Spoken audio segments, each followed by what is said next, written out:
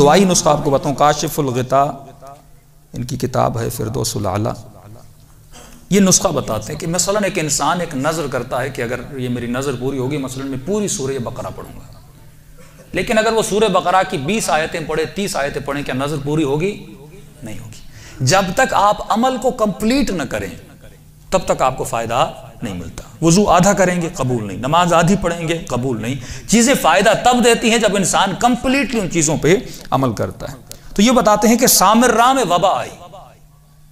اور اتنی وبا کہ روز جنازے آتے تھے۔ وہاں پر انہوں نے شیعہ عالم نے شیعوں کو ایک نسخہ دیا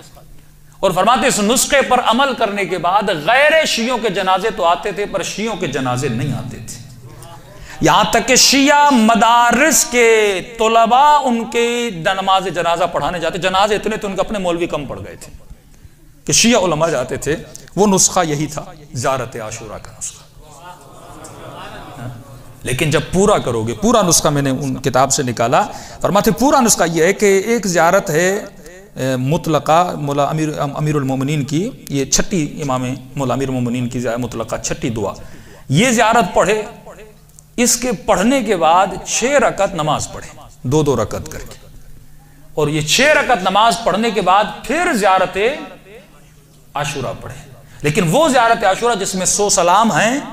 اور 100 لعنتیں ہیں، اور اس کے پڑھنے کے بعد دعائے القمہ پڑھے، اوپر مطلقہ نیچے